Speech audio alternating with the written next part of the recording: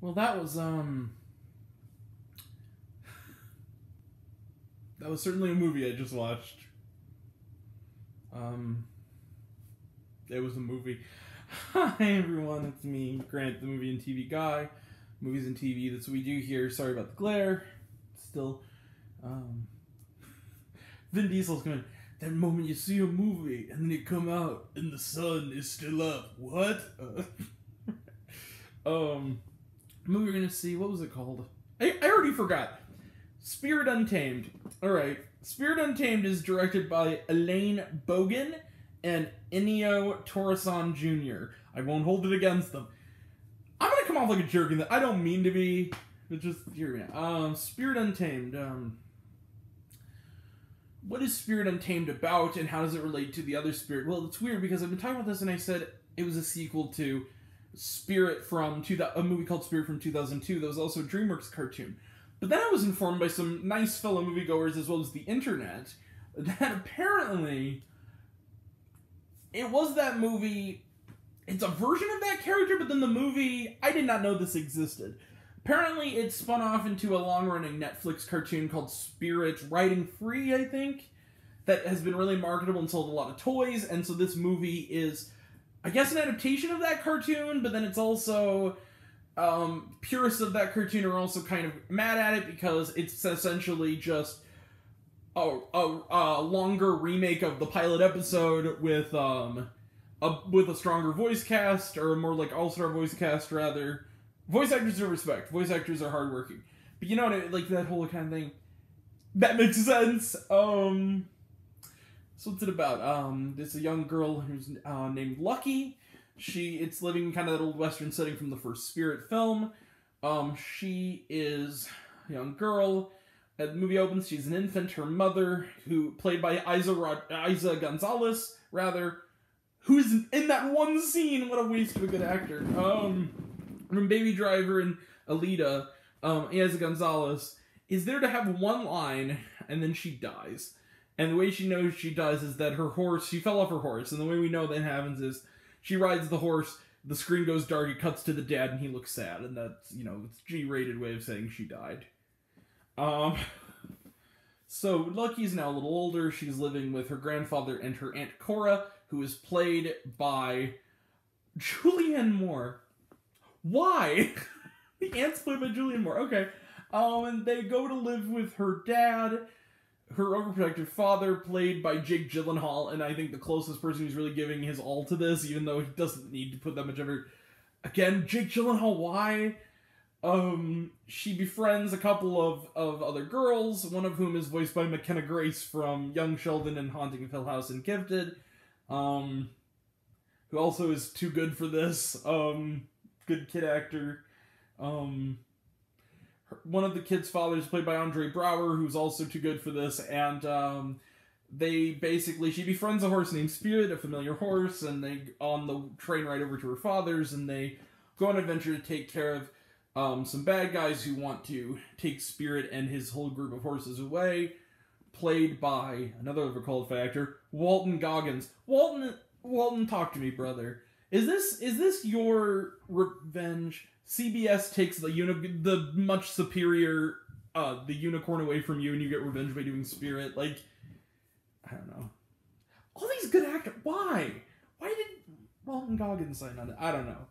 You were in the Hateful Eight, man. Come on, bro.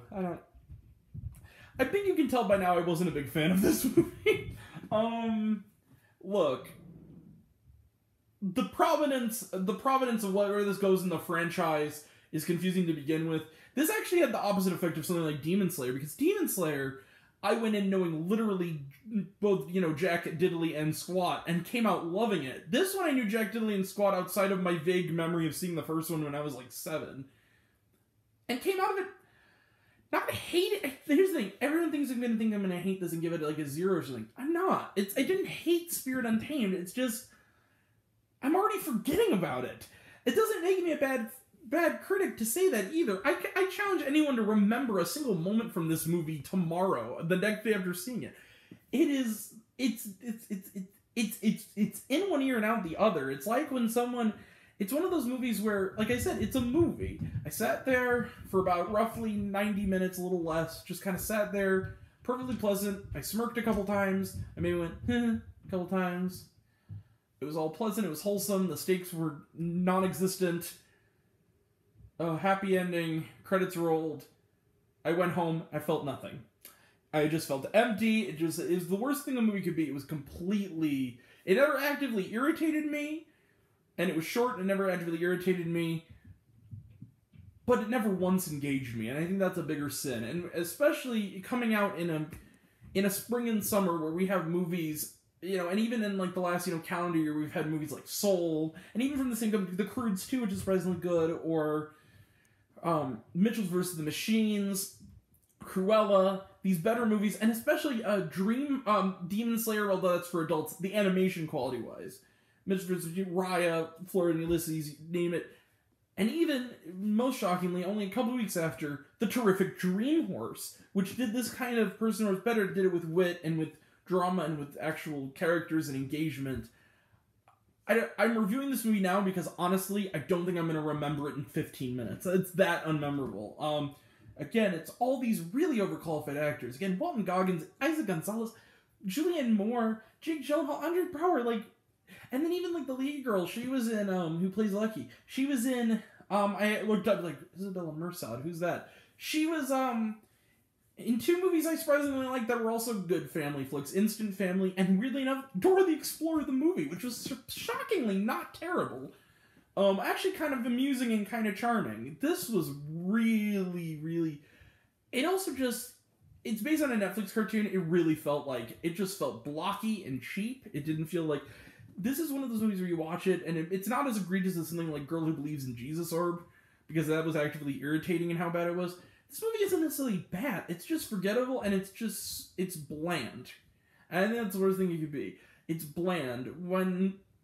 And it's, considering it's DreamWorks, they really cut corners for this. Because DreamWorks has done some good movies, like the How to Train Your Dragon films, The Boss Baby, things like that actually are charming for, Shrek, and things like that. Movies that are charming for both kids and adults. This is for little kids. And I feel listen, this is a child, or if you have a 6-year-old kid, this is a babysitter. You put this on, don't see this in the theater. Go see Cruella first. Go see Dreamhorse especially. That movie's not making any money, and it should be. Wait for this to come out on Netflix. It will. If it's based on one of their shows, this is a waste of time. One of the trailers was more engaging in plot than this movie was. I'm not going to go crazy. I was kind of tempted to give this movie 2.5 stars, just to be nice and to be low rental for the family. But, I gotta go with my heart. This movie gets 2 stars. This movie wasn't terrible, but it never engaged me. And the cast was way overqualified for this. Either they really have kids or nieces and nephews or grandkids they want to take care of, or they really, or younger siblings, maybe in Isaac Gonzalez's case, or the check was really fat for their, 20 minutes of work. When the closest thing you get to a laugh, and also Jake Gyllenhaal, basically his entire role is of just multiple variations on, you're not allowed to see that horse. It kind of reminds me of the old Family Guy joke about Speed Racer cartoons, are essentially just, Speed, I don't think you should be in this race, and he goes, but father, I must, alright. It's that kind of, it's just... And he comes around at the end, and there's no stakes, and there's no big climax. Closest we get is there's kind of a chase on a dock where nothing's really resolved, and everything that is done really quickly. Look, when the closest thing you get to a moderate chuckle in a movie like this is Jake Gyllenhaal trying and failing to sing a ballad and a couple of sight gags involving a little donkey named Senor Carrots, you might want to pack it in, guys. Spirit Untamed gets 2 out of 5 stars. I'm tired. I'm looking forward to tomorrow, so I can go see The Conjuring. But since this is a movie I saw theatrically, let's talk some trailer trash. I'm sorry, kiddies. I can't...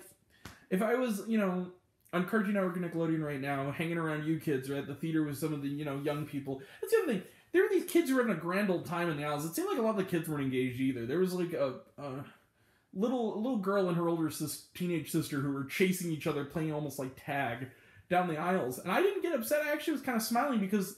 They actually seem to be enjoying the company of each other and their, sisterly bond way more than what was on screen. They seem completely distracted.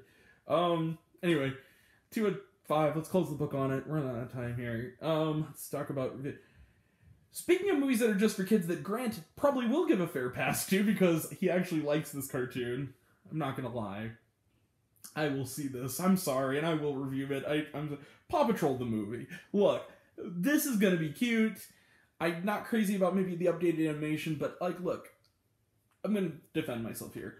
I fall asleep every night to the Naked Night lineup. I go to sleep to sitcoms. That's why WandaVision was my thing.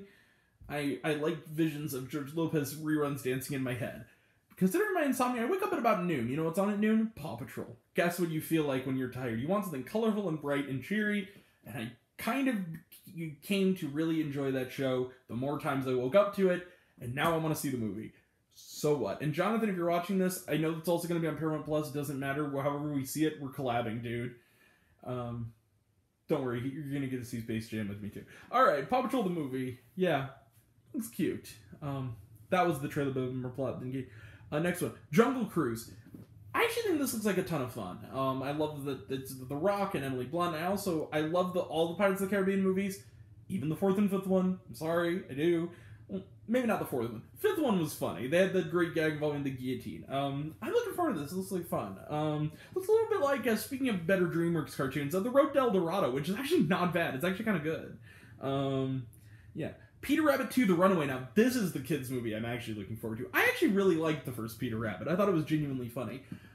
I heard that this is even better, and even Mark Kermode liked it, so I'm in. I'm excited. I think it actually comes out next weekend, so we'll have to fit that in between In the Heights and Hitman's Wife's Bodyguard. Maybe I'll check that out before I go see In the Heights. That'll be fun. Next one, In the Heights. Can't wait. I got my ticket. I've heard nothing but good things. I'm looking forward to it. And then finally, speaking of better DreamWorks cartoons, The Boss Baby Family Business. I liked the first Boss Baby, and I'll tell you why. I got the joke. It was totally surreal and weird, and it was about a bit. You know what? It was Glenn Ross as a kid's cartoon. I'm sorry, it was. They said cookies are for closers only. That was enough for me. It was Alec Baldwin playing Blake, Glenn Ross as a baby. I enjoyed it. I'm gonna see the sequel. I like the premise. It looks cute. All right. So, and the animation looks way better too, which is probably shows that they cut corners. Was there shawarma? Kind of. There were some little animations in there. I did stay through the credits. It was just kind of It was about as bland as the rest of the movie, the shawarma. All right. Sorry, kids. I just got to say it. So what are we gonna do next? So tomorrow night, we're checking out a movie that sure will be more engaging just by the nature of its genre than this, no matter how it turns out. The Conjuring, The Devil Made Me Do It, the third film in the series. I'm seeing it in IMAX tomorrow night. Looking forward to it. We're also going to be talking about late tomorrow night, God willing, if not that, at least by the end of the weekend, Feel Good Season 2, as well as Season 1 of Sweet Tooth. Also, next Tuesday, along with the stuff like In the Heights and whatnot, I've discovered, on Shudder, they're putting out, and it's only, I believe, 52 minutes, George Romero's lost film, The Amusement Park, which, the great George Romero, which has been kind of remastered and put together, and I've heard good things. I'll check out The Amusement Park and get a review of that out. Love George Romero. He's one of my heroes, and I'm really looking forward to it. So, that'll all be next time, and until next time, I wasted too much time talking about Spirit, sorry. Until next time, I'm Grant the Movie and TV Guy. I see it all, I'm happy to share it with you. Alright, love you all, appreciate you all. I love you all, close to missed. I love you 3000, be kind to one another. Sorry, Spirit.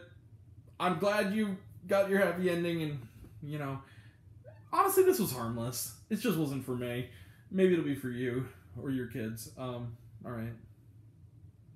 It was certainly a movie, I can say that. It's kind of like the Rob Schneider movie, The Hot Chick, where Roper said one of my favorite things of his, which is, well, Roger, it was in color and it was mostly in focus, and, yeah. Thumbs down. Next review!